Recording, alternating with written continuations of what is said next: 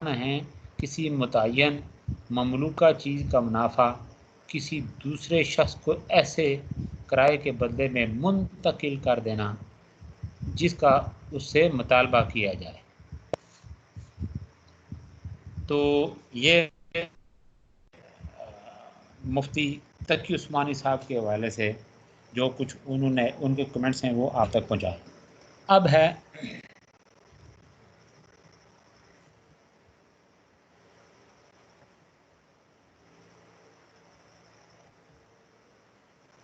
لگان یا زرعی اجارہ۔ لگان یا زرعی اجارہ، لگان سے مراد ہے زمین کا خراج، کرایہ، زمین کا محصول، یعنی جس کو ٹیکس کہتے ہیں محصول۔ اصطلاحاً لگان سے مراد زمین کا وہ کرایہ ہے جو کاشتکار مزروعہ زمین کے عوض مالک کو ادا کرتا ہے۔ یہ ابھی جو تھوڑی دیر پہلے میں نے بات کی تھی، ذرا اگر انٹر یا بی اے لیول کی آپ اکنامکس کو ہی اٹھا لیں، معاشیات کی کتاب، وہاں پہ لگان، اور پھر آگے پڑھیں گے ریکارڈو کا، ڈیوڈ ریکارڈو، اس کا نظریہ لگان وہ ہے کیا، تو مزید اس کی وضاحت آپ کے ذہن میں جو ہے نا وہ آپ کے ذہن نشین ہو جائے گی۔ تو مختصراً طور پہ یہ یعنی زرعی اجارہ کیا ہے یا لگان، اس سے کیا مراد ہے، یہ بات آپ تک میں نے پہنچائی کہ زمین کا وہ کرایہ ہے جو کاشتکار مزروعہ زمین کے عوض مالک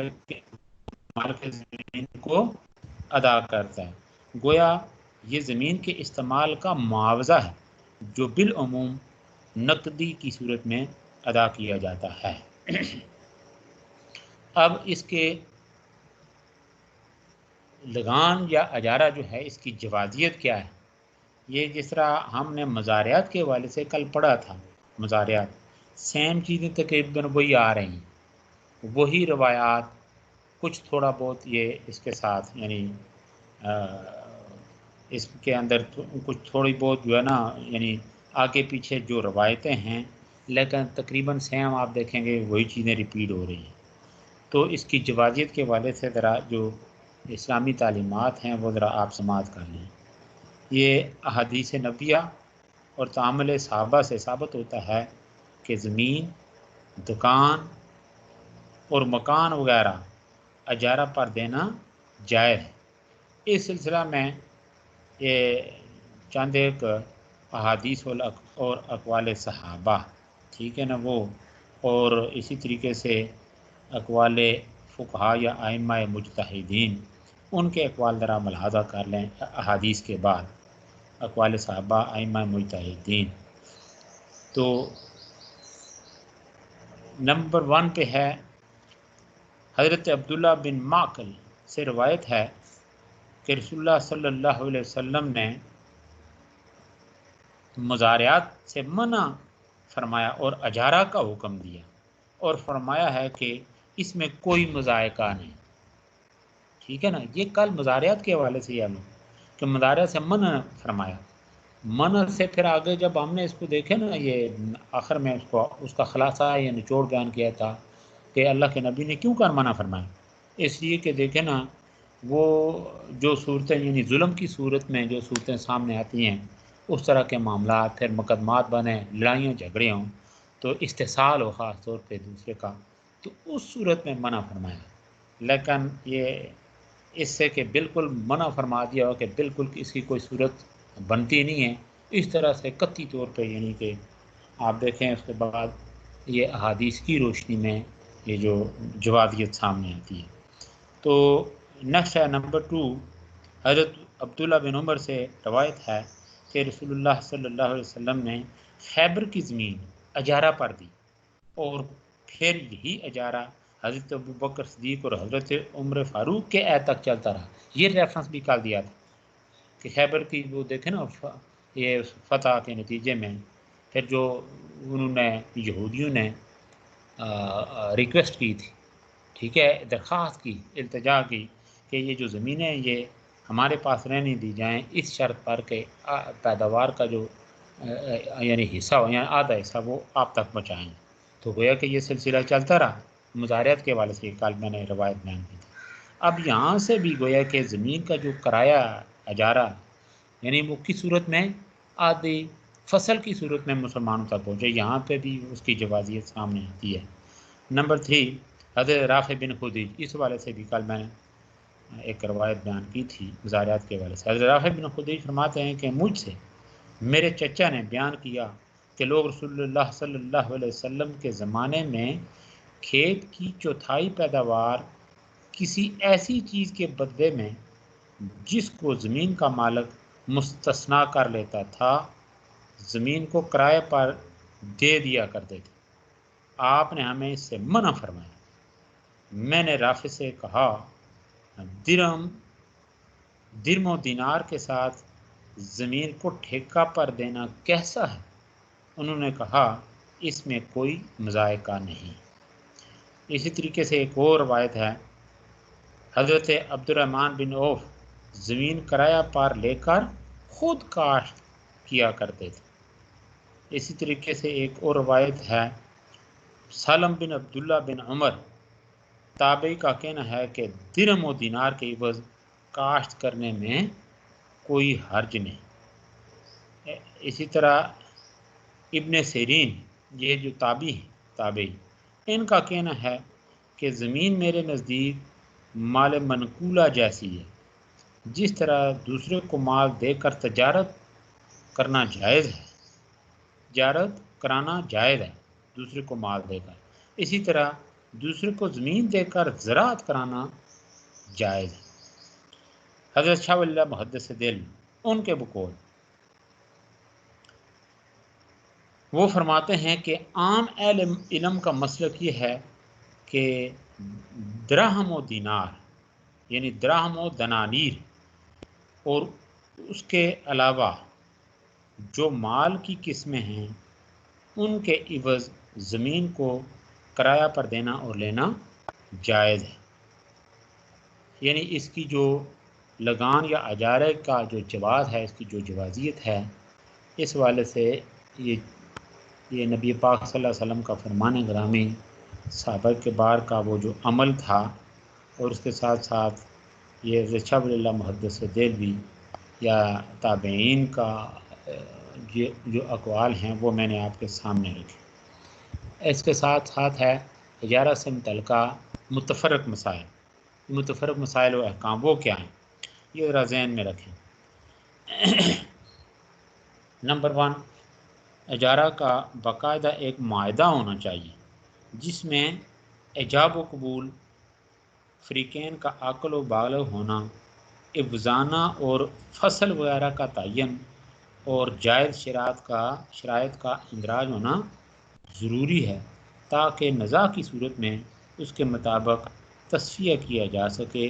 اور فریقین کے حقوق محفوظ رہیں۔ نمبر 2، اگر کوئی کھیت اجارہ پر لیا جائے تو آمد و رفت کا راستہ،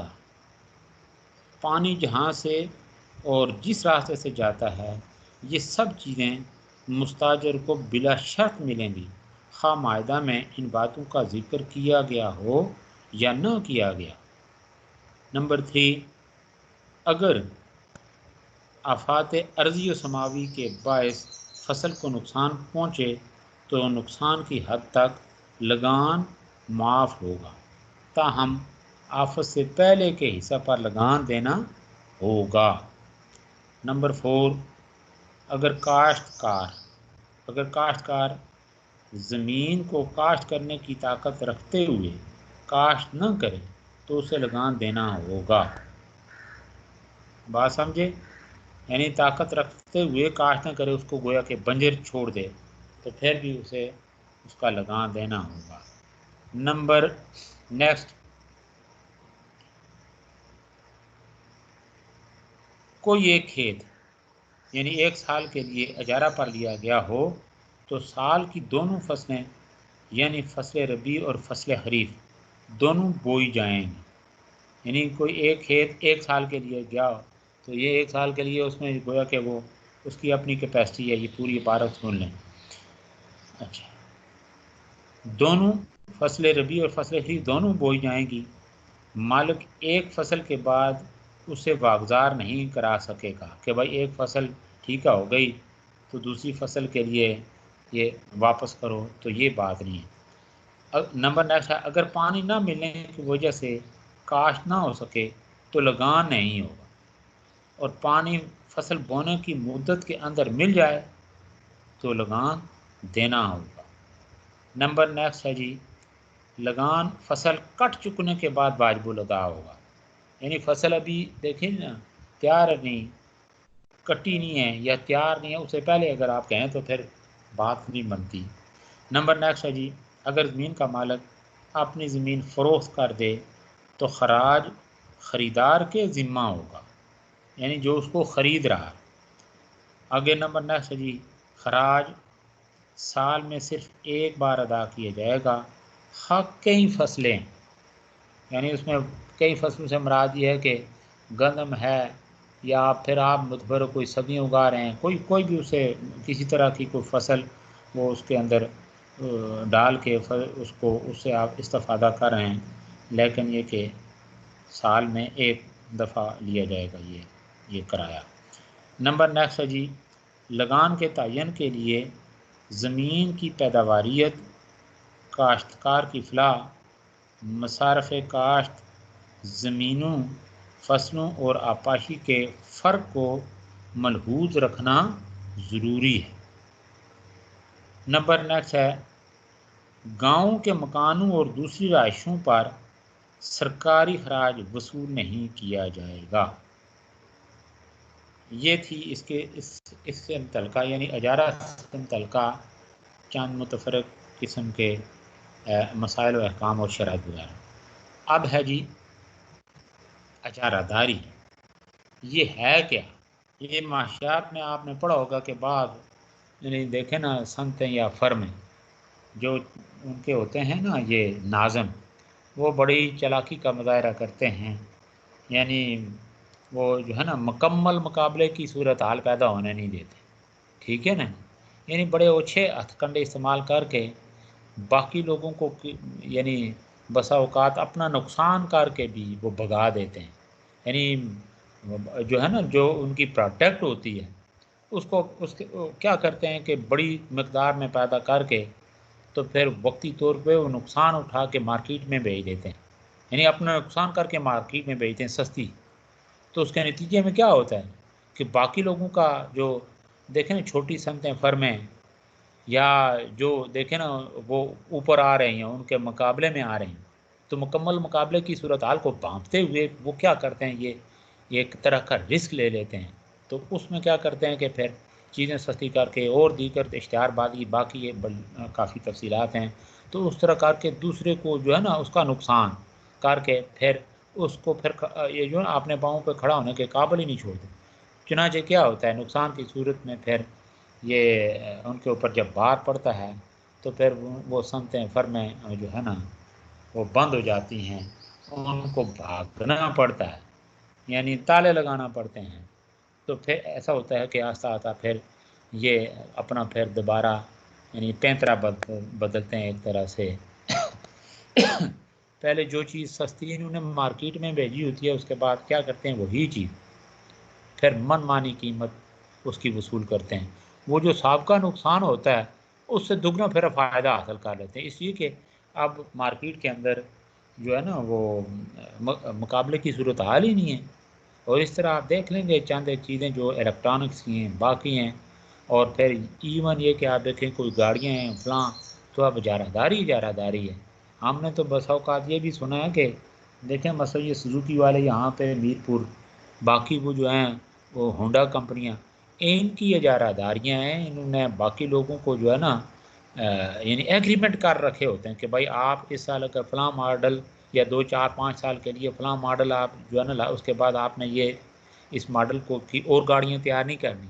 इसी के उनका आपस में देखें ना ये सारा मुका होता है कि इसमें आप कमाते जाएँ, इसमें हम कमाते जाएँ। तो ताकि लोगों का ट्रेंड उस तरफ ना बढ़ जाए कि फ़लाँ गाड़ी अच्छी तो ठीक है फॉरएवर इसका ट्रेंड ना चलता रहे। तो इस तरह गोया कि ये ओछे हथकंडे इस्तेमाल की जाते हैं या मज़मूम रखते हैं। तो इजारादारी है क्या, ज़रा इसको अपने ज़हन में रख लें। سرمایہ دارانہ نظام میں اجارہ داری اس وقت وجود میں آتی ہے جب کسی شے کا پیداکار صرف اکیلا ہو، یہ بھی میں نے آپ کو دیا، اور اس کی پیداوار کا کوئی نعمل بدلنا ہو، یعنی وہ جیسے نہیں ہو۔ اچھا، ہوتا یوں ہے کہ ایک تاجر پیداکار سے معاہدہ کر لیتا ہے، ٹھیک ہے نا، یعنی جس اندر سے کوئی چیز جو پیدا ہو کہ اس کا تیار کردہ مال ایک مخصوص حلقہ یا علاقہ میں صرف وہی فروخت کرے گا۔ اس طرح چند اشخاص باہمی سازش یا معاہدے کے ذریعے اشیاء کا کاروبار اپنے لیے مخصوص کر لیتے ہیں۔ یہ گاڑی بھی میں نے ابھی آپ کو بات بتائی۔ اچھا، بعض اوقات مسابقت کے ذریعے دوسروں کو اس بات پر مجبور کر دیا جاتا ہے کہ وہ ان اشیاء کا کاروبار ترک کر دیں جن پر اجارہ دار کو اجارہ داری حاصل ہے۔ اس طریقے سے اجارہ دار صارفین سے منہ مانگی قیمت طلب کرتے ہیں۔ اجارہ داری میں خریدار تو محدود نہیں ہوتے، مگر فروشندہ یا پیداکار صرف ایک ہوتا ہے۔ فروشندہ کو جو اس چیز کو فروخت کرتا ہے، بیچتا ہے، مارکیٹ تک پہنچاتا ہے، وہ کیا ہوتا ہے؟ ایک ہوتا ہے، جسے صنعت کی پوری پیداوار پر کنٹرول حاصل ہوتا ہے اور جس کی تیار کردہ اشیاء کا کوئی نعمل بدل نہیں ہوتا۔ اجارہ داری کی تعریف میں کہا گیا ہے کہ اس قسم کے کاروبار میں فروشندہ صرف ایک فرد ہوتا ہے، یعنی فرد واحد ہوتا ہے۔ اس کا مطلب یہ ہے کہ پیداکار ایک کمپنی بھی ہو سکتی ہے اور افراد کا مجموعہ بھی، جسے مشترکہ سرمایہ کی کمپنی یا حکومت یعنی بنیادی شرط ہے، یعنی مشترکہ سرمایہ کی کمپنی بھی ہو سکتی ہے یا حکومت بھی۔ اب بنیادی شرط یہ ہے کہ پیداواری فیصلے کو مرکزی حیثیت حاصل، مگر حکومت بھی اجارہ دار ہو سکتی ہے اگر صرف ایک فرم کو اجارہ داری حاصل ہو تو پھر یہ فرم صنعت کہلائے گی۔ لہذا اجارہ دار بازار میں فرم اور صنعت کا فرق باقی نہیں رہتا۔ اجارہ داری میں اگر کسی ایک شے کی قیمت میں تبدیلی ہوتی ہے تو اس کا اثر اجارہ دار کی پیداوار پر نہیں ہوتا۔ بالفاظ دیگر اجارہ دار کی پیداوار کا کوئی قریبی نعمل بدل بھی نہیں پایا جاتا۔ اس نظام میں اجارہ دار آسانی سے قیمت کو کنٹرول کر سکتا ہے اور جس سطح پر بھی چاہے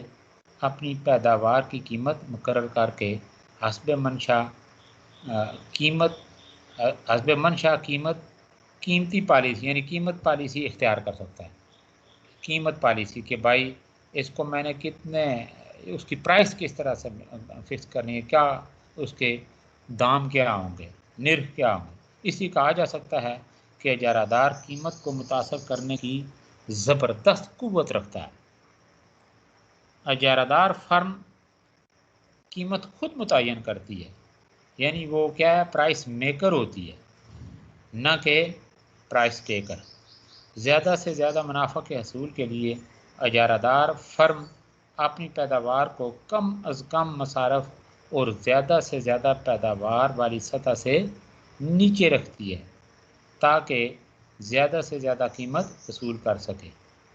اگر اجارہ دار فراہم عاملین کی واحد طلب کنندہ بھی ہو تو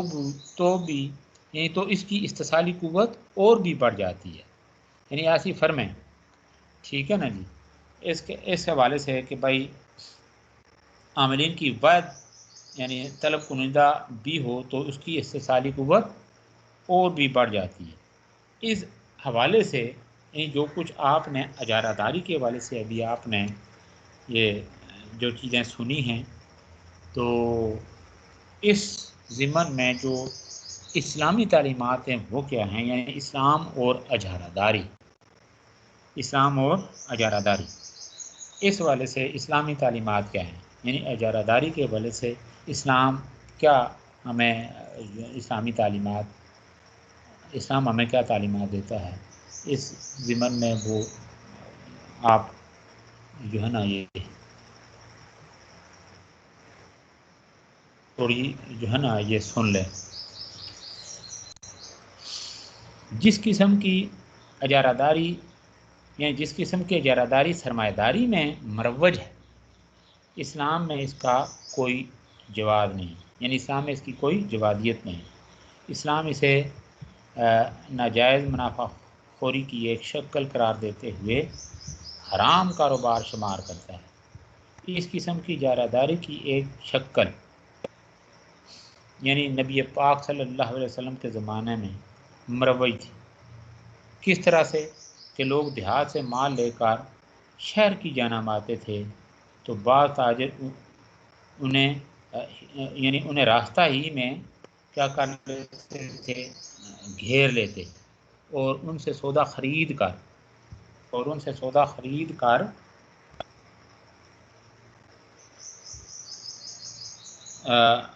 شہر میں مہنگے داموں فروخت کر دیتے۔ اس طرح دیہات سے مال لانے والوں کو نقصان پہنچتا تھا، کیونکہ وہ شہر کی منڈی کی قیمتوں سے ناواقف ہوتے تھے۔ نبی کریم صلی اللہ علیہ وسلم نے اس طریقہ کار کی ممانعت فرمائی۔ حضرت عبداللہ بن عمر سے روایت ہے کہ رسول اللہ صلی اللہ علیہ وسلم نے فرمایا کہ سامان کو آگے جا کر نہ ملو، یعنی سامان کو آگے جا کر نہ ملو یہاں تک کہ اس کو بازار میں لا کر اتارا جائے۔ دیکھیں آپ، اس کے ساتھ ساتھ ایک اور حدیث مبارکہ ہے جسے حضرت عبداللہ بن عمر نے ہی بیان کیا ہے۔ وہ فرماتے ہیں کہ ہم آگے جا کر، یعنی وہ یہ روایت کرتے ہیں کہ ہم آگے جا کر قافلہ والوں سے ملا کرتے تھے اور ان سے غلہ خریدتے تھے۔ نبی پاک صلی اللہ علیہ وسلم نے ہم کو اس سے منع فرمایا۔ اللہ کے نبی نے یعنی ہم کو اس سے منع فرمایا۔ اسی طریقے سے حضرت ابو ہریرہ رضی اللہ تعالیٰ عنہ، ان سے مروی ہے کہ حضور صلی اللہ علیہ وسلم نے فرمایا کہ تجارتی قافلے سے آگے جا کر نہ ملو اور کوئی دوسرے کی خریداری پر خریداری نہ کرے اور نہ نرخ بڑھائے، نہ شہری دیہاتی کے لیے تجارت کرے اور اونٹ بکری کا دودھ نہ روکو۔ یہ ہیں اسلامی تعلیمات، یعنی اجارہ داری کے حوالے سے اسلامی تعلیمات، اسلام اور اجارہ داری۔ یہ مختصر سا ٹاپک تھا، آگے ہم بڑھتے ہیں اب نیکسٹ ٹاپک کی طرف۔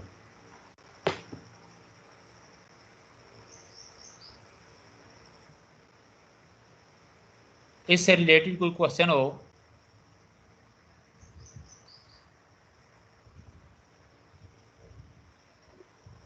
سر حدیث مبارکہ ایک دفعہ ریپیٹ کر دیں۔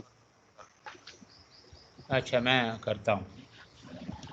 یہ حدیث مبارکہ نبی کریم صلی اللہ علیہ وسلم نے فرمایا، یہ میں نے ابھی ایک حدیث تو بیان کی تھی حضرت عبداللہ بن عمر رضی اللہ تعالیٰ عنہ۔ یہ جی روایت ہے کہ آپ صلی اللہ علیہ وسلم نے فرمایا کہ سامان کو آگے جا کر نہ ملو،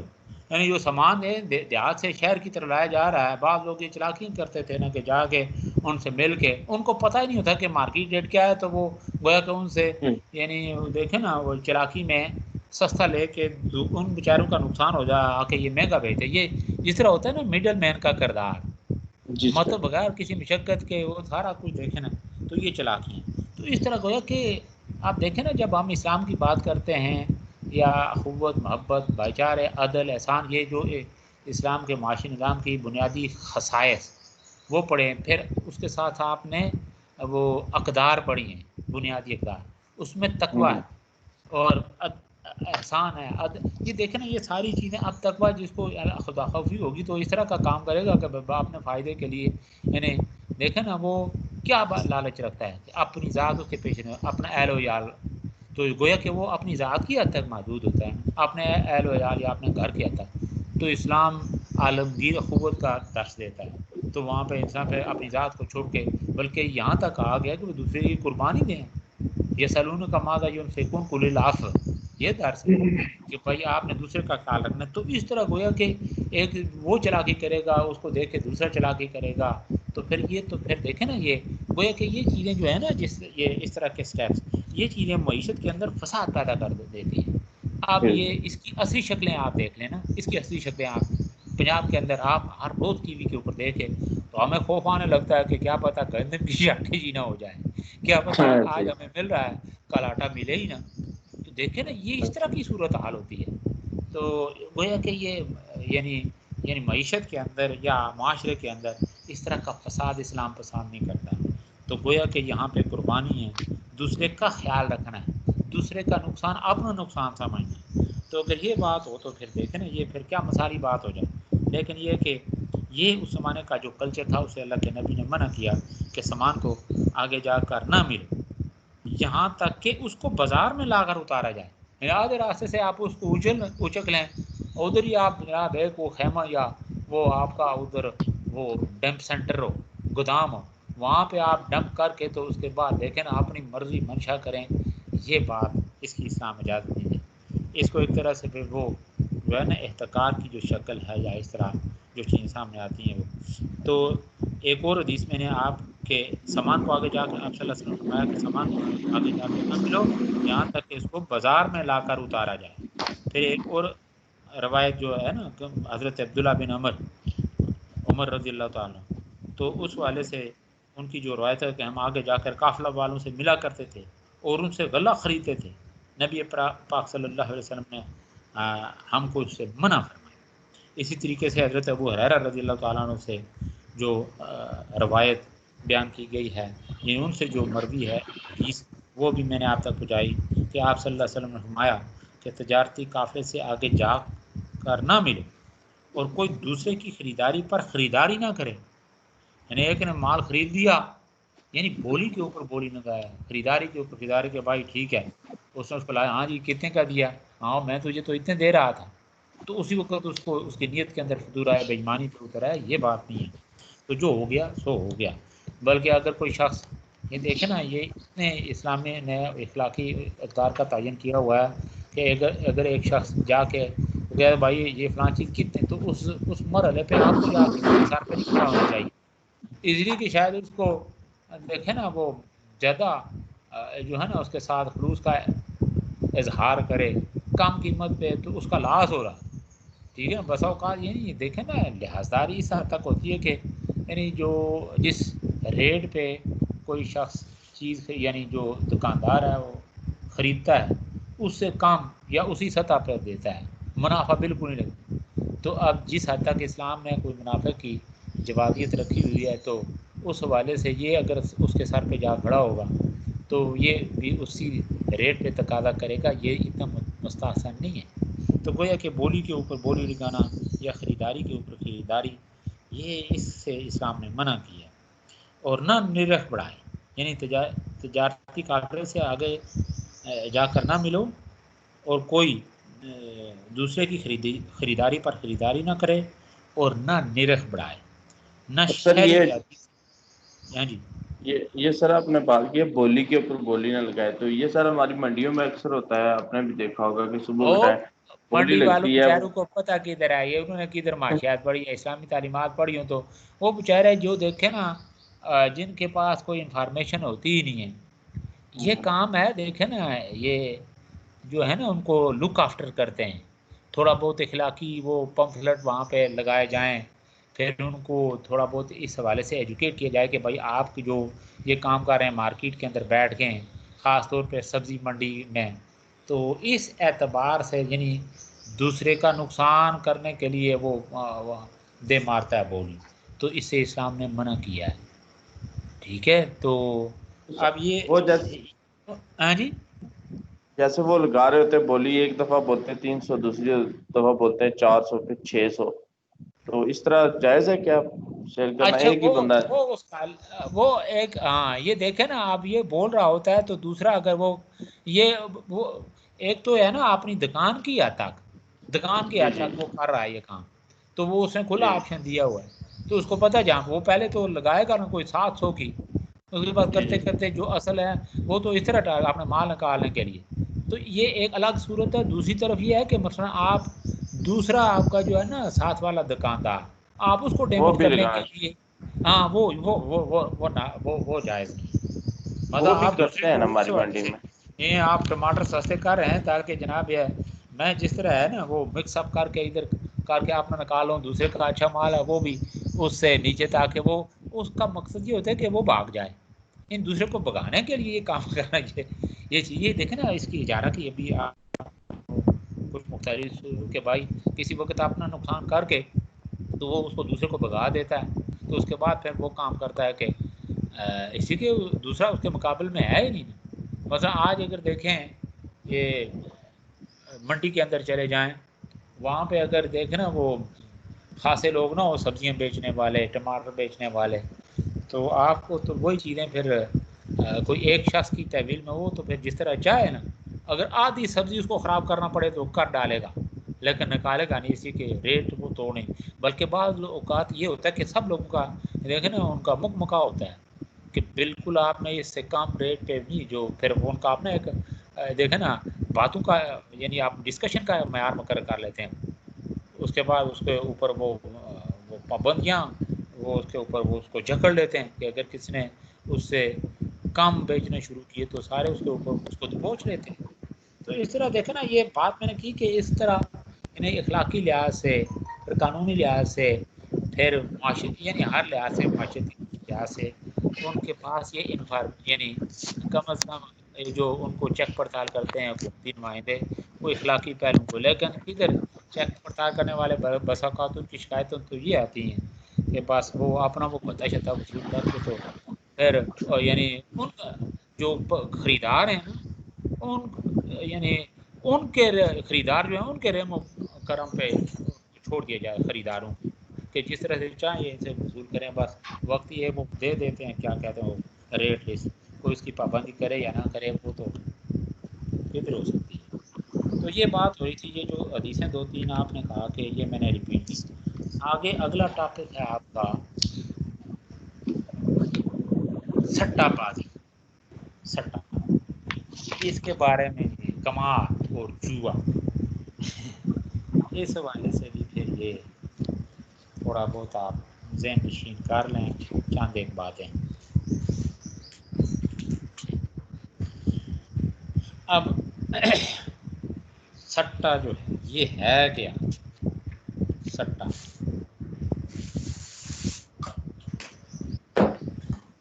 قمار جو ہے یعنی جو مروجہ جو قمار امیز جو معاملات ہیں وہ ہیں کیا، قمار کا مفہوم کیا ہے، یہ تھوڑا ذہن میں کر، یہ قمار ویسے جوئے کو کہتے ہیں، یعنی زمانہ جاہلیت میں جو جوئے کا کاروبار تھا، یہ پڑھ چکے، یہ پڑھیے نا آپ نے سورہ مائدہ آیت نمبر 90 اور 91، اس میں اس کی ڈیٹیل ہے سورہ مائدہ۔ اس یہاں پہ متعلقہ ٹیچر آپ چونکہ اس وقت 4th سیمسٹر میں، یہ دوسرے سیمسٹر میں یا پہلے سیمسٹر میں آپ نے پڑھ لیا، تو پہلے دوسرے سیمسٹر میں غالباً، تو اس کی ڈیٹیل آپ نے پڑھی ہوگی کہ زمانہ جاہلیت میں جوئے کا کاروبار یعنی بڑے ہائی لیول پہ تھا، یعنی اس کی یعنی بھیانک شکلیں کیا تھیں کہ یعنی لوگ اپنے بیوی بچوں کو بھی جوئے کی نظر کر دیتے تھے۔ اچھا، پھر حصوں کی تقسیم اور مختلف خرید و فروخت کے معاملات جوئے پر ہی مبنی ہوتے تھے، یہ کچھ شکل تھی، اور اسلام نے عرب معاشرے میں مروجہ جوئے کی تمام شکلیں جو تھی اس کی سختی سے تردید کی، یعنی سختی سے اس کی ممانعت کی۔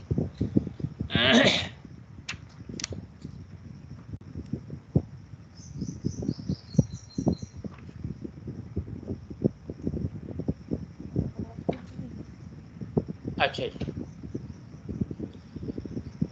اس کی جو قمار کے حوالے سے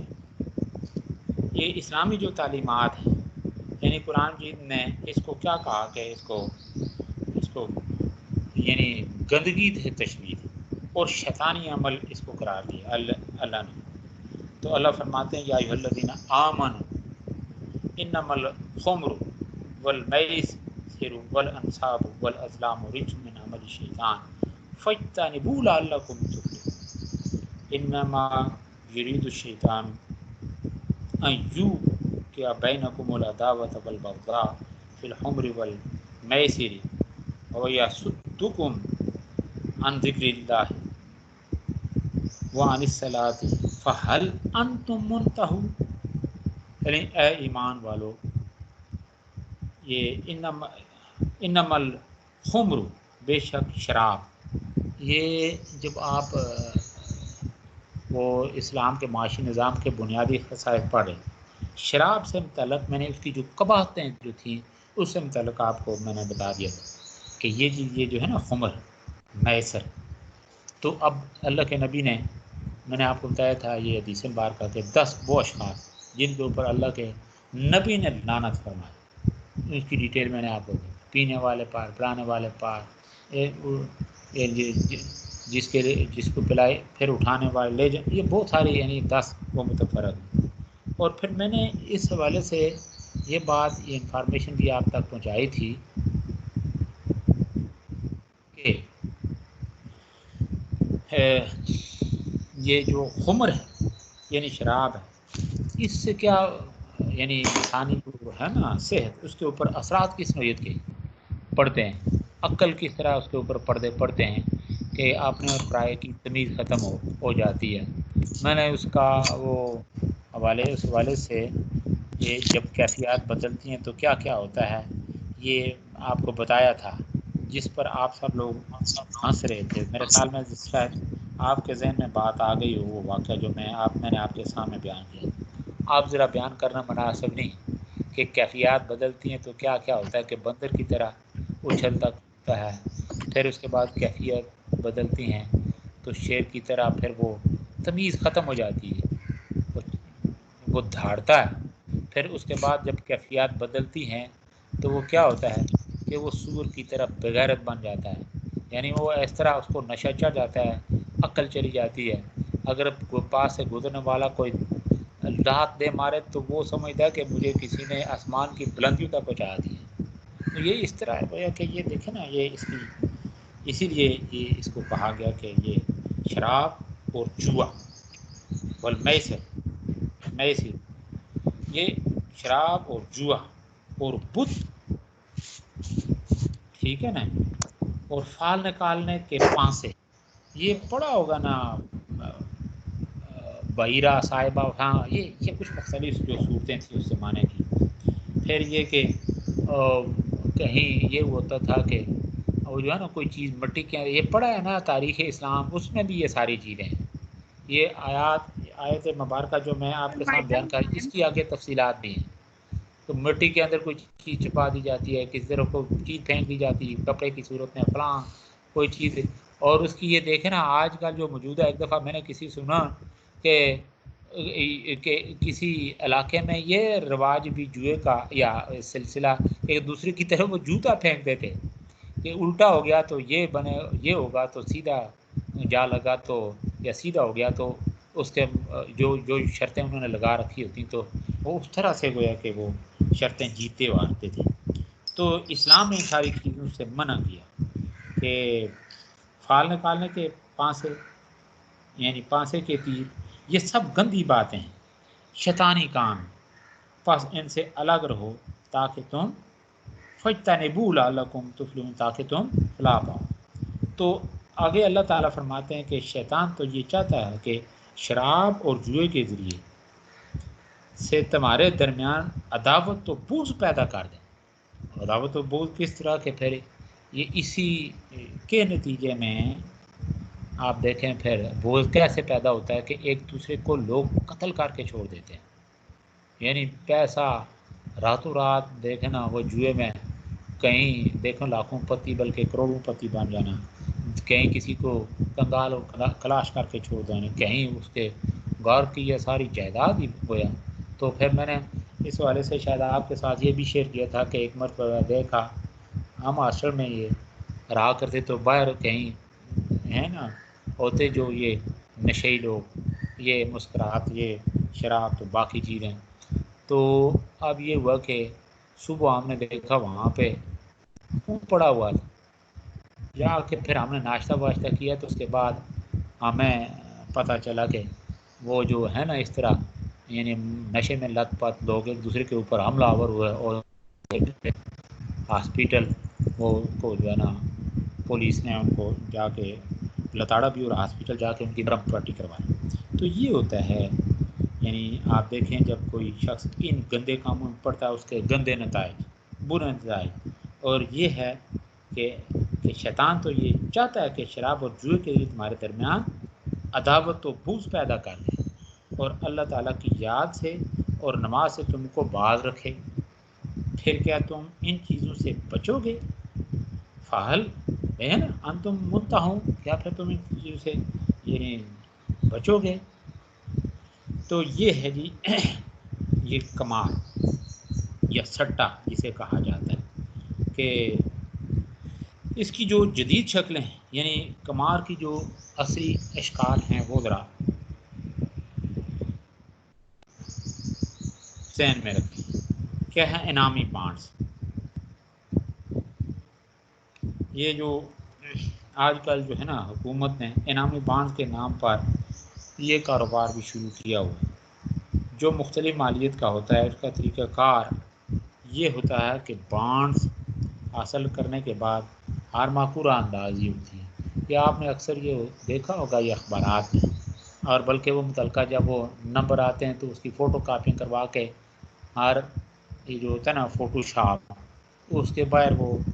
चस्पा कर देते हैं। कुरानंदाज़ी में जो नंबर निकलते हैं उनके जो है ना हाँ यानी जो वो प्राइज़ बांड निकलता है, वो इनामी रकम निकलती है, तो वो जो टोकन उनके पास होता है उनको वो रकम दी जाती है और बाकी तमाम मेंबरान को सिर्फ अपनी जमा शुदा रकम वापस लेने का हक हासिल हो। इस कारोबार में सूद और जुआ दोनों शामिल होते हैं। अच्छा,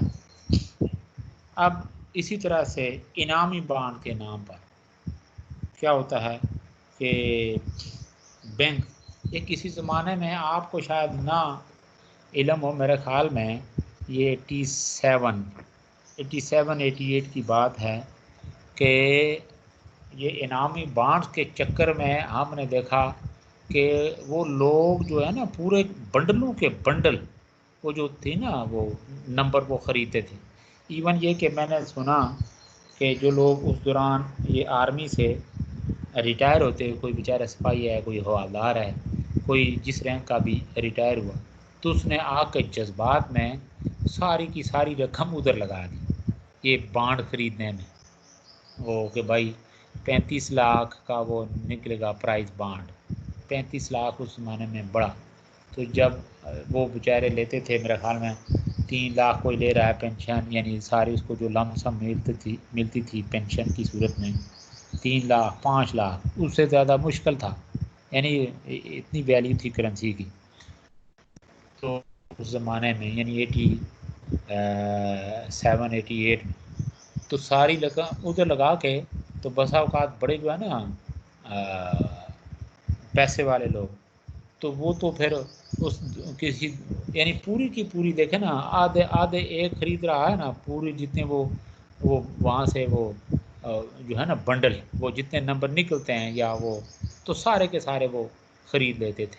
हमने ये सुना, लेकिन ये होता कि किसी की जो किस्मत में होता वो निकलता तो फिर वो उसकी देखें ना धूम यानी अखबारात में, फिर ये कि वो बैंकों के ज़रिए, फिर ये कि उसकी तस्वीरें वो जो है ना वो चस्पा की जाती थी कि फ़लाँ इतना वो लकी है कि उसका इतना वो प्राइस बांड निकला है। तो उसका फिर आप देखिए मुज़र असरात किस तरह सामने आए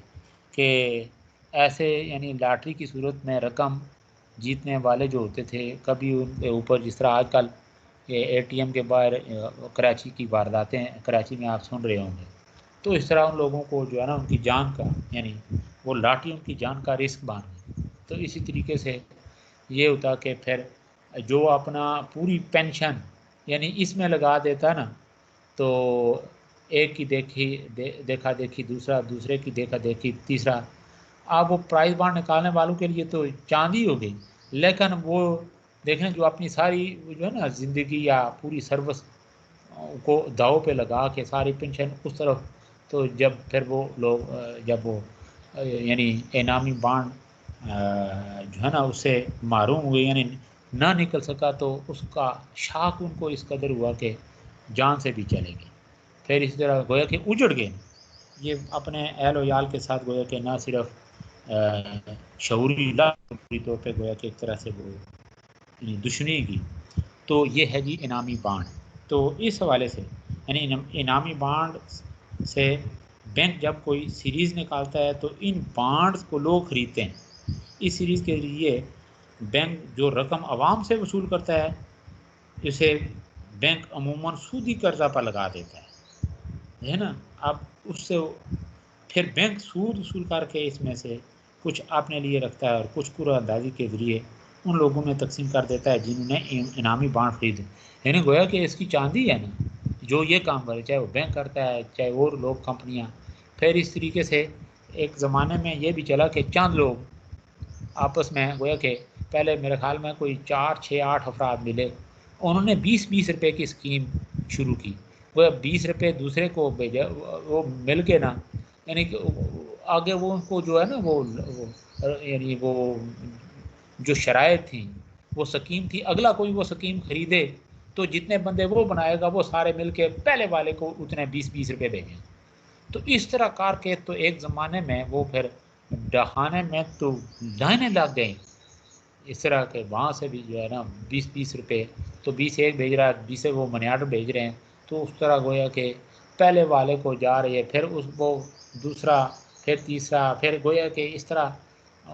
یعنی عجیب قسم کا یہ کاروبار چل پڑے۔ تو آپ دیکھیں اس طرح کے کام کرنے والے جو لوگ ہیں تو گویا کہ بیٹھے بٹھائے جو اس طرح کا کاروبار کریں تو پھر اس کے اندر پیچیدگیاں تو ہوتی ہیں۔ تو اس کے بعد ایک اور شکل ہے نمبر نیکسٹ لاٹری کی انعامی بانڈ، یہ گورنمنٹ اچھا بینکس وغیرہ یہ کرتے ہیں۔ لاٹری آج کل یہ بھی ایک مروجہ ایک جو سسٹم چل رہا ہے کہ بازاروں میں لاٹری کی متعدد صورتیں یہ سامنے آتی ہیں۔ اس کی مختلف جو شکلیں ہیں ان میں سے یہ کہ مخصوص جگہ پر لاٹری کی ٹکٹیں مختلف قیمتوں کی ہوتی ہیں، خریدار وہاں پہنچتا ہے اور اپنے لحاظ سے کسی دیکھیں آپ کہیں کوئی چیز یہ سودا اصل خریدیں، بڑے بڑے اسٹور پہ چلے جائیں وہاں پہ بسا اوقات وہ دیکھیں نا وہ سکیمیں وہ ڈبہ ہوتا ہے کہ بھائی ٹھیک ہے ایک نمبر اپنے پاس رکھیں ایک ادھر ڈال دیں، تو بس یہ اس طرح کی کوئی صورتیں نہیں۔ اچھا خریدار وہاں پہنچتا ہے اور اپنے لحاظ سے کسی ایک قیمت یا مختلف قیمتوں میں مختلف ٹکٹیں خرید لیتا ہے، جس کی لاٹری نکل آتی ہے اسے انعام مل جاتا ہے۔ اس کے بعد ہے جی قرعہ اندازی۔ اچھا جی بڑی بڑی کمپنیوں سے لے کر آج کل بڑی بڑی کمپنیوں سے لے کر چھوٹے چھوٹے صنعت کار تک اپنے سامان کو لوگوں کے لیے پرکشش بنانے کی غرض سے طرح طرح کی اسکیمیں بناتے رہتے ہیں جنہیں قرعہ اندازی کہا جاتا ہے، ٹھیک ہے نا۔ عام طور پر یعنی قرعہ اندازی یہ عام طور پر یہ کس طرح ہوتا ہے، یہ ہوتا ہے کہ تاجر یا کمپنی وغیرہ ممبر سازی کے ذریعے ٹی وی، فریج یا موٹر سائیکل وغیرہ کی خرید و فروخت کرتے ہیں، اور اس کی صورت یہ ہوتی ہے کہ کسی چیز کی اصل قیمت بازار میں مثلاً 10,000 روپے ہے یا 5,000 روپے ہے، تو وہ لوگ پوری رقم نقد دینے کے بجائے یعنی 100 روپے ماہانہ ادا کرنے والے ممبر بناتے ہیں۔ ہر ماہ پابندی کے ساتھ قرعہ اندازی کی جاتی ہے۔ یہ دیکھیں نا یہ مطلب تو ایک یہ صورت بھی ہوتی ہے۔ تو یعنی اس طرح کی جو اسکیمیں ہیں یہ شرعی طور پر یہ یعنی اس کی کوئی جواز نہیں ہے۔ اس لیے کہ اس میں سود اور جوا دونوں شامل ہوتے ہیں۔ تو اسی طریقے سے ایک صورت یہ ہے قمار کی جدید جو شکلیں ان میں سے ایک شکل اخباری معنی، یہ خاص طور پہ جنگ پزل کبھی آپ نے دیکھا ہوگا، بلکہ کئی دفعہ دیکھا ہوگا، یعنی معمہ جو ہوتا ہے یہ اس کو حل کرنا ہوتا ہے۔ حل معمہ کے عنوان سے کچھ اخبارات اور ماہانہ رسالوں میں معمہ کی مختلف صورتیں لکھ کر اشتہار دیا جاتا ہے، تو یہ بھی ایک صورت ہے۔ دیگر جو متفرق چیزیں ہیں وہ بھی مثلا ٹوکن وغیرہ، اچھا اسی طرح گروپ منی آرڈر، جس کی میں نے آپ کو جو ہے نا یہ فلاں ٹوکن خریدتے ہیں یا گروپ منی آرڈر کی مثال میں نے ابھی آپ کو دی ہے کہ اب تو یہ میں نے میری انفارمیشن میں نہیں ہے، پہلے یہ کچھ عرصہ پہلے، یہ 15-20 سال غالباً پہلے کی بات ہے یا اس سے بھی پہلے، کوئی 20-25 سال پہلے یہ میں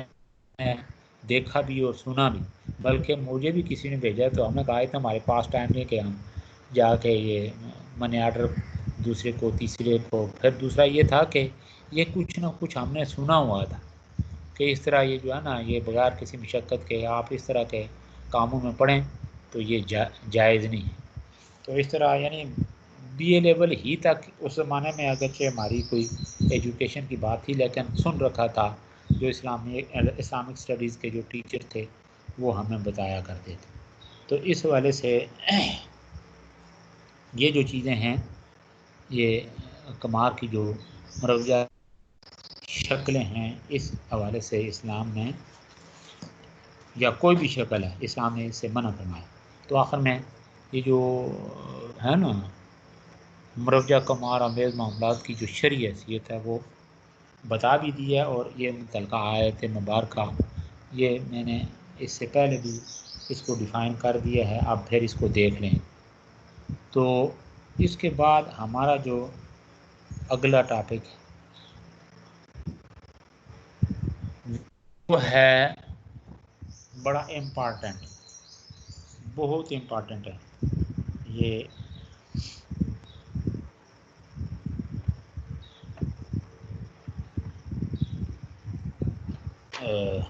معاشی فلاح بطور ذمہ داری ریاست۔ اس سے ریلیٹڈ کوئی کوشچن اگر آپ نے کرنا ہو۔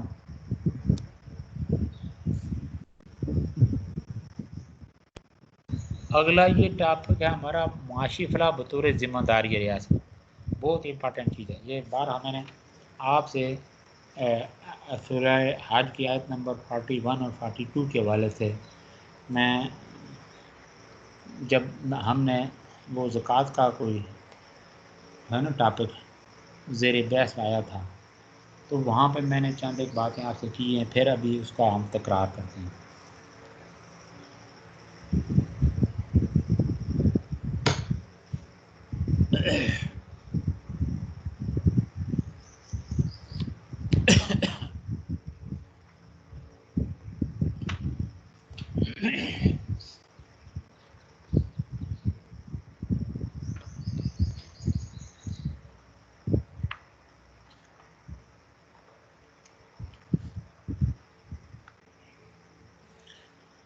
اچھا جی، معاشی فلاح بطور ذمہ داری یہ ریاست۔ اب معاشی فلاح سے مراد کیا ہے؟ اسلام میں معاشی ترقی جو ہے یہ معاشی فلاح کے معنوں میں ہی استعمال ہوتی ہے۔ فلاح اسلامی معاشیات کی ایک خاص اصطلاح ہے۔ لسان العرب میں فلاح کا مفہوم یہ بیان کیا گیا ہے: الفوز والنجات والبقاء فی النعیم والخیر، یعنی نعمتوں اور بھلائیوں میں کامیابی، نجات اور بقا، یعنی اگر نعمتوں اور بھلائیوں میں کامیابی، نجات اور بقا کی ضمانت ہو تو اس مرحلے کو تو اس مرحلے کو فلاح کہتے ہیں۔ امام راغب اصفہانی اس کی تعریف یعنی فلاح کی تعریف کرتے ہوئے لکھتے ہیں کہ فلاح کی دو اقسام ہیں۔ پہلی قسم یعنی ایک یہ کہ دنیاوی فلاح اور دوسری ہے اخروی فلاح۔ تو دنیاوی فلاح سے مراد ان سعادتوں کو حاصل کر لینا ہے جس سے دنیاوی زندگی خوشگوار بنتی ہے، یعنی بقائے مال اور عزت اور دولت۔ اس حوالے سے آپ پڑھ چکے ہیں نا یہ محنت کی اہمیت کے بارے میں۔ اللہ فرماتے ہیں لا تنسا نصیبک من الدنیا، کہ دنیا سے آپ نے حصے کو مت بھولو۔ یہ کیا ہے؟ یہ دنیاوی فلاح۔ اب حصے کو بھولنا پھر آگے جو کنڈیشن ہے وہ ہے نا، آپ کو ذرائع کون سے اختیار کرنے ہیں، کن ذرائع کی طرف جانا نہیں ہے، یہ ساری ڈیٹیل ہم آپ کو حلال و حرام کے حوالے سے یہ بتا بھی چکے ہیں، اسائنمنٹ بھی آپ نے دیکھی ہے۔ اچھا، نمبر نیکسٹ ہے جی یعنی اخروی فلاح، یعنی آخرت کی کامیابیوں کو سمیٹ لینا۔ اسلامی نقطہ نظر سے معاشی ترقی یا معاشی فلاح سے مراد دنیاوی زندگی میں ایک انسان کی اطمینان بخش معیشت اور اخروی زندگی میں کامیابی و کامرانی کا حصول ہے۔ تو گویا کہ یہ دیکھیں نا، جس کی دنیا یہ اللہ کے نبی نے دعا یعنی خود اللہ نے اور پھر اس کے بعد اللہ کے نبی نے اس طرف توجہ دلائی، کیا دعا میں کیا سکھلایا؟ ربنا آتنا فی الدنیا حسنہ، یہ اچھائی ہے۔ پھر ہے وفی الآخرہ، یعنی یہ دنیا دارالعمل ہے۔ دارالعمل سے آپ کا معاشرتی معاشی سسٹم جو نظام اللہ نے دیا ہے اس کے اندر جو اوامر و نوائی ہے اس کی پاسداری کرنی ہے۔ پھر اس کے نتیجے میں جب آپ یہ پاسداری کریں گے تو الٹیمیٹلی یہ ہوگا کہ آپ کی جو اخروی فلاح ہے وہ اسی یعنی دنیاوی فلاح کے ساتھ ہی وہ جو ہے نا اٹیچ، ٹھیک ہے نا، یعنی لازم و ملزوم ہے۔ پھر یہ ہے کہ دنیا سے کے معاملات یعنی قطع تعلقات کے دنیا سے وہ جس کو ربانیت کہا گیا اس والے سے بات ہو چکی ہے، تو وہ پھر کامیابی نہیں ہے۔ پھر وہاں پہ گویا کہ وہاں ایک انفرادی بات آ جاتی ہے کہ آپ اپنی ذات کی حد تک محدود ہو کے آپ نے بس رب کو راضی کرنا شروع کر دیا، اس طرح رب تو راضی نہیں ہوتا ہے۔ پھر یہ کہ یعنی آپ نے معاشرے کی جڑ نہیں کاٹنی ہے بلکہ معاشرے کے لیے نافع بننا ہے، اس طرف آنا کہ خیر الناس من ینفع الناس، اللہ کے نبی فرمایا تم میں سے بہتر ہوا ہے جو دوسروں کے لیے نفع بخش۔ تو اگر آپ یہ ان ساری باتوں کو چھوڑ کے معاشرتی اقدار کی جڑ کو کاٹیں گے، معاشی اقدار کی جڑ کو کاٹ کے یعنی آپ بے عمل ہو جائیں، ٹھیک ہے، تو اس چیز کو اسلام نے یعنی اسلام نے اس کی حوصلہ شکنی کی ہے۔ یہ ایک پورا چیپٹر آپ نے یہ یعنی پڑھا بھی ہے، سنا بھی ہے، رہبانیت یہ دنیا سے۔ اور میں نے آپ کو ایک وہ کہ دنیا چھوڑنے سے دین نہیں چھوٹتا، لیکن دین چھوڑنے سے دنیا نہیں چھوٹتی، دنیا چھوڑ دینے سے دین بھی جاتا رہتا ہے۔ یہ بات ربنا آتنا فی الدنیا حسنہ وفی الآخرۃ حسنہ وقنا عذاب النار۔ تو بات یہ ہو رہی تھی جی کہ اسلامی نقطہ نظر سے معاشی ترقی ایک ایسے عمل کا نام ہے جس کے دوران دولت معاشرہ کے تمام طبقات میں ان کی محنت یعنی محنت کے مطابق گردش کرتی ہے، فی کا آمدنی بڑھتی ہے اور لوگوں کا معیار زندگی جو ہے وہ پہلے سے بہتر ہوتا ہے۔ یہ ہے معاشی ترقی، ٹھیک ہے نا۔ اب ہم آتے ہیں معاشی فلاح بطور ذمہ داری یہ ریاست، یہ بڑا امپورٹنٹ ہے، میں نے آپ کو بتایا، ذرا ذہن میں رکھنی ہے ساری باتیں۔ اچھا جی،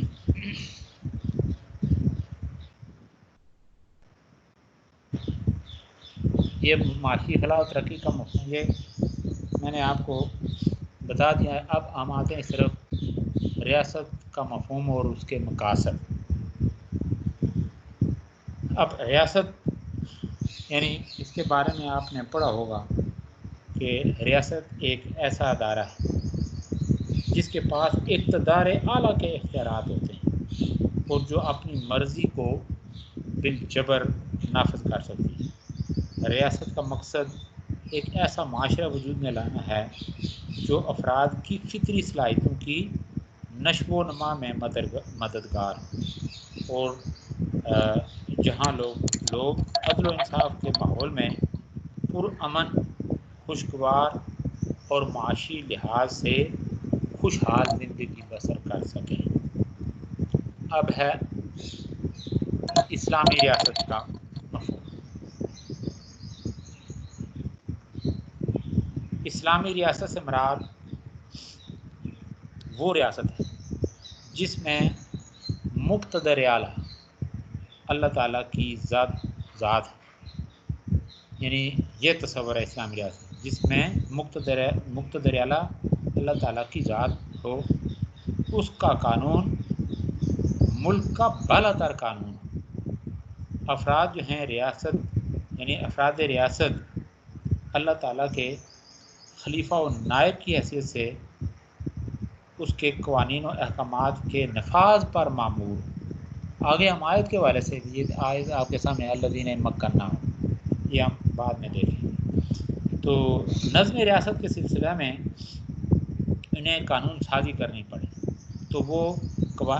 قانون سازی کرنا پڑے تو وہ قوانین خداوندی سے متصادم نہیں بلکہ اس کی مطابعت میں، یعنی اس کی پیروی میں، منشاء خداوندی جس کے جاننے کا مستند ترین ذریعہ قرآن مجید اور سنت مطہرہ ہے، ان کی سوچ کا منبع و مصدر ہونا چاہیے۔ کون؟ یہ جو ہے نا افراد۔ اچھا، اور ریاست کے جملہ امور اسی کی روشنی میں انجام پانے چاہیے، نیز یہ کہ امور ریاست ارباب حل و عقد کے باہمی مشورے سے طے کیے جائیں اور سماجی بہبود ہی ان کا محرک اور نصب العین، نہ کہ کسی فرد واحد کی ذات یا اس کی خواہشات۔ اب آتے ہیں ہم اس طرف کے اسلامی ریاست کے مقاصد و وظائف۔ مقاصد و وظائف، مقاصد کیا ہیں؟ اسلامی ریاست کا بنیادی مقصد قانون خداوندی کی تنفیذ کے ذریعے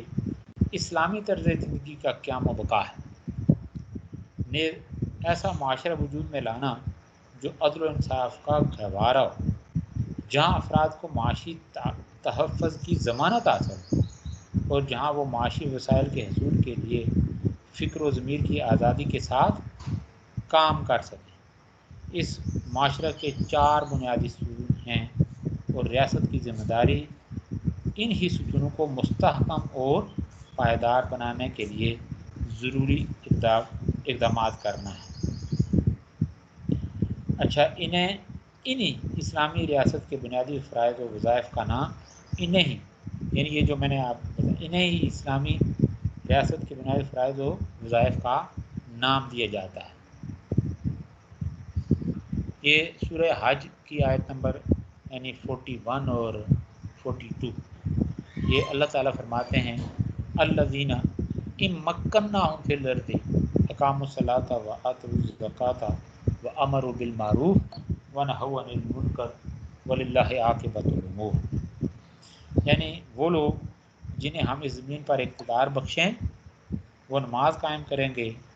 زکوٰۃ ادا کریں گے، بھلائیوں کا حکم دیں گے اور برائیوں سے روکیں گے، اور وللہ عاقبۃ الامور، اور انجام کار اللہ ہی کے لیے۔ تو گویا اسلامی ریاست کے 4 بڑے یعنی یہ دائرے ہیں، شعبے ہیں، یہ اس کے فرائض، وہ کیا کون سے؟ یہ ابھی اسلامی ریاست کے مقاصد و وظائف، یہ اس آیت مبارکہ میں جو میں نے ابھی تلاوت کی کہ قیام صلاۃ، نمبر 2 قیام زکوٰۃ، قیام نظام زکوٰۃ، نمبر نیکسٹ ہے جی وَأَمَرُوا بِالْمَعْرُوفِ، برائیوں کا فروغ، برائیوں کا حکم، برائیوں کا فروغ، وَنَهَوْا عَنِ الْمُنکَرِ، نمبر 4 پہ برائیوں کا استحصال، یعنی برائیوں سے روکنا۔ تو اب اس کی ہم ڈیٹیل میں آتے ہیں کہ قیام صلاۃ الذین ان مکناہم، یعنی اسلامی ریاست کا معاشی کردار اس کے فرائض کی روشنی میں۔ یہ کوشچن بھی آ سکتا ہے کہ اسلامی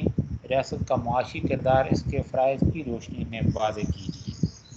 تو پھر آپ نے پھر اس حوالے سے جس طرح وہ ٹیکنیکل چند باتیں پوچھی گئی تھی، یہ جو تھرڈ سیمسٹر میں چونکہ اوپن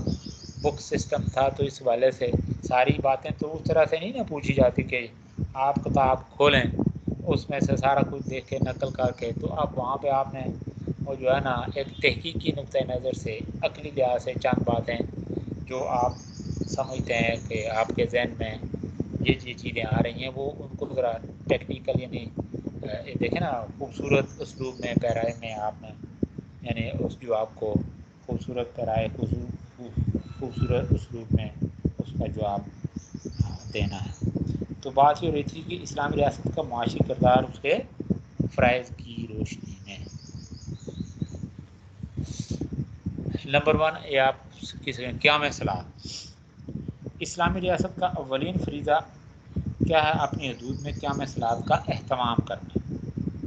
نماز کو دین اسلام میں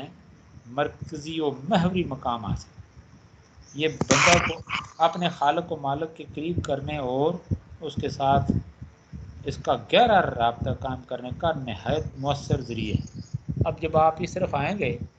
تو اس کا یہ معیشت کے ساتھ یہ اس کا لنک کس طرح سے ہے کہ یہی وہ چیز ہے آپ نے پڑھا کہ ان الصلاۃ تنہی عن الفحشاء والمنکر،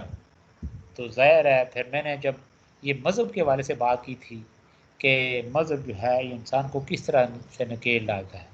راہ راست پہ رکھتا ہے، منزل مقصود پر صحیح طریقے سے، نہیں تو پھر دیکھیں نا خرابیاں پیدا ہوتی۔ تو ظاہر بتدریج جب یہ اسلام کی طرف یعنی وہ انسان وہ آتا ہے احکام خداوند کی پاسداری یا تابع داری عطا کی طرف آتا ہے، تو پھر وہ دیکھیں نا بتدریج اس کے اندر یہ دیکھیں نا وہ جس کو کہا جاتا ہے خضوع و خضوع، عاجزی آتی ہے انسان کے اندر، یعنی تابع داری کا وہ جذبہ پنپتا ہے، پھر یعنی کسی برائی کی طرف انسان نہیں جاتا ہے، خیر خواہی، اچھا پھر ہمدردی، تعاون، احسان، یہ اس طرح کی صفات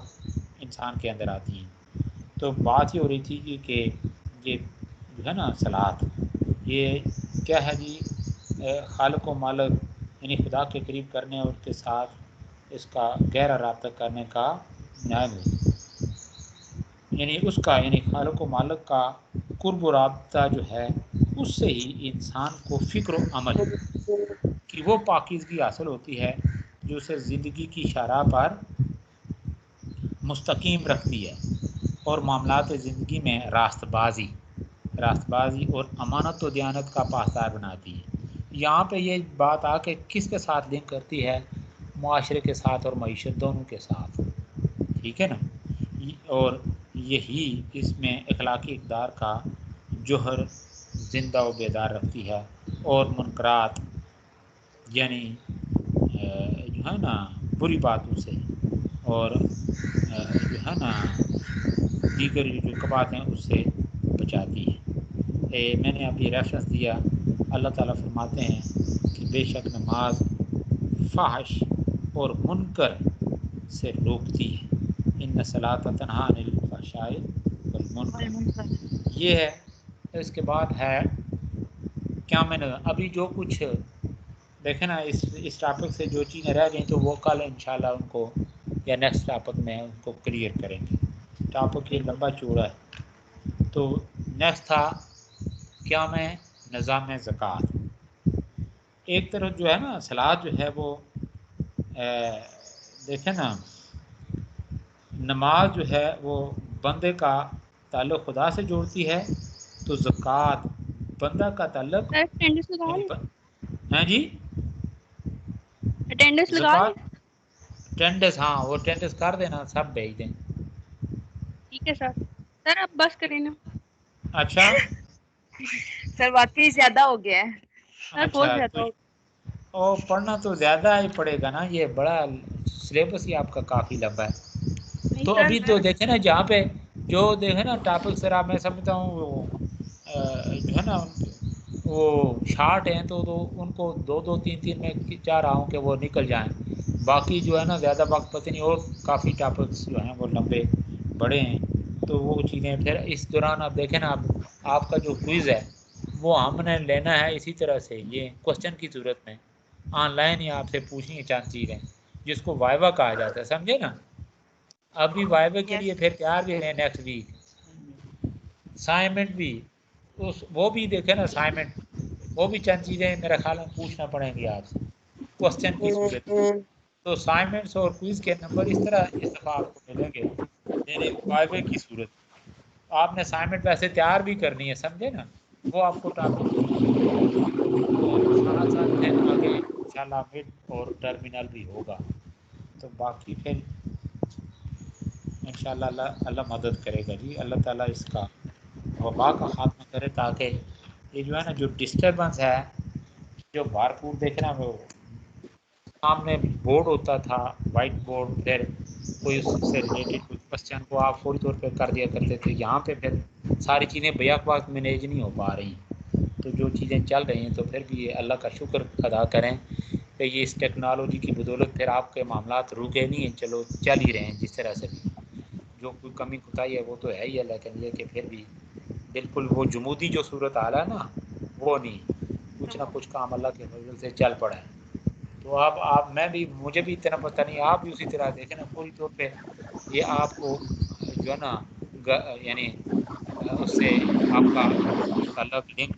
جو ہے نا یہ منقطع ہو گیا پوری طور پہ. ہمارا یہ ضلع یہ منقطع ہوا، تو اس حوالے سے ہمیں بھی کوئی توجہ نہیں. آپ پھر بھی اللہ کا شکر ہے کچھ نہ کچھ یہ نظام چل رہا ہے. تو اللہ تعالیٰ ہم سب کا حامی ناصر، اللہ تعالیٰ حفظ و امان میں رکھے. اللہ حافظ.